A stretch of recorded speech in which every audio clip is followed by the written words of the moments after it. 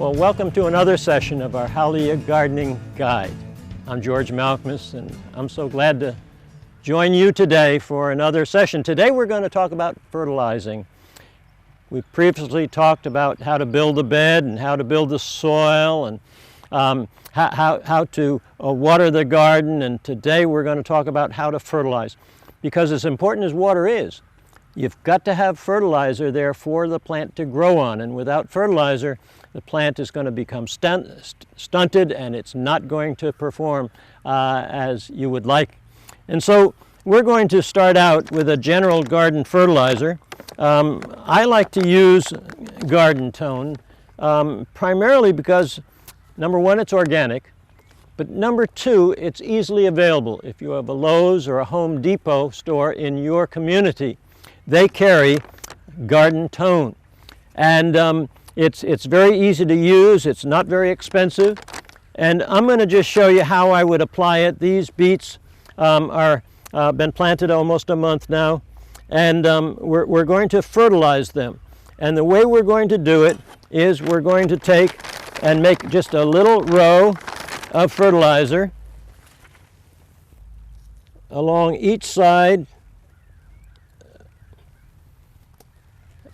of the beets. Then we're going to work that fertilizer into the soil. You don't want to just leave it sitting on top. You want to have good contact with the soil.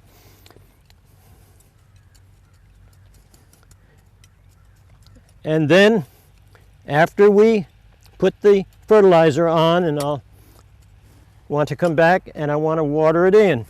And so just like we showed you with the watering before, now we're going to water that fertilizer in so that it will have opportunity to very quickly start nourishing the roots of that plant and growing a nice healthy plant.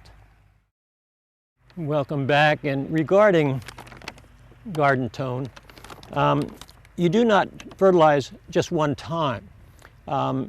These nutrients need to be made continually available to the plant.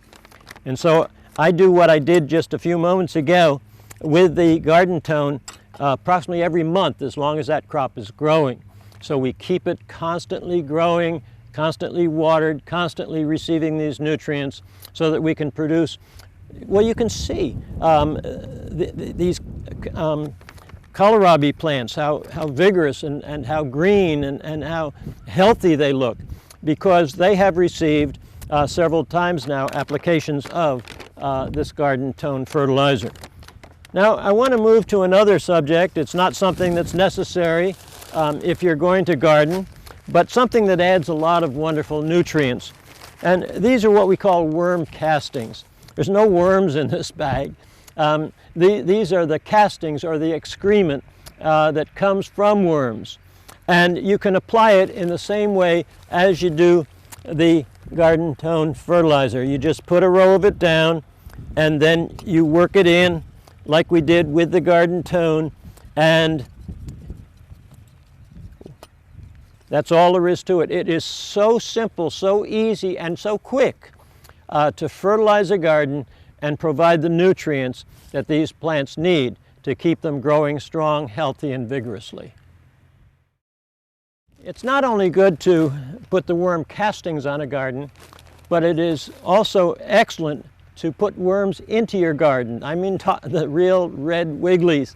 And what the worms do, they burrow and make holes throughout the soil, and they drop excrement, but the burrowing of the holes allows oxygen to reach the roots of the plant, which also invigorates and helps to nourish the plant and cause it to grow. And of course then you have the added fertilizer that comes from the worms. So we encourage folks when they make a raised bed to go get some red wigglies.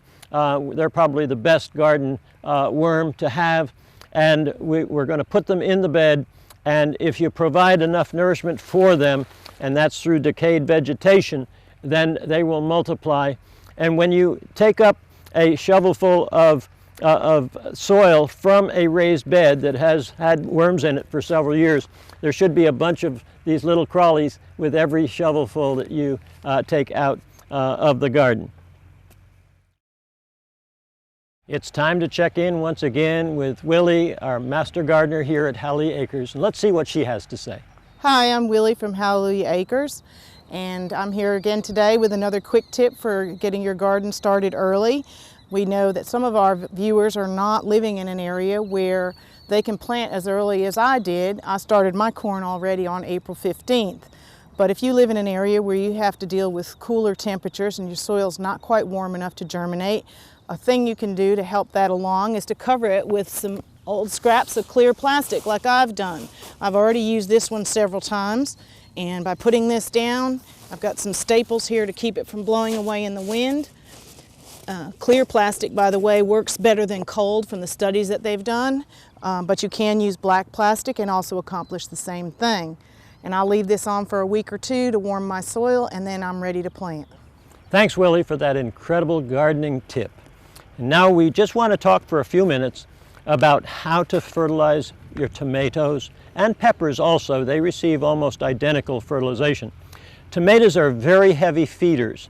In other words, they like a lot of food so that they can keep growing and keep growing very vigorously. I like to use Tomato Tone. It's another from that same company that produced the Garden Tone that we used earlier. And we're going to fertilize these in their smaller sizes about every 2 weeks. We're going to double up, in other words, and make it twice as many applications. And just like with the other, we are going to just sprinkle that fertilizer about 6 inches from the base, and we're going to work it into the soil. And also, for the tomatoes, it would be wonderful if you had some of these worm castings, and we're also going to put a band around there. We're going to work it in, and then we'll water it in later, and that's all there is. But boy, oh boy, the growth that you get when you keep the nourishment and the water to your tomato plants. Well, our time's about up. I trust that something we shared about how to fertilize your garden has been a help to you. We trust you'll join us next week as we talk about small fruits. And it's been a pleasure to be with you. See you next week.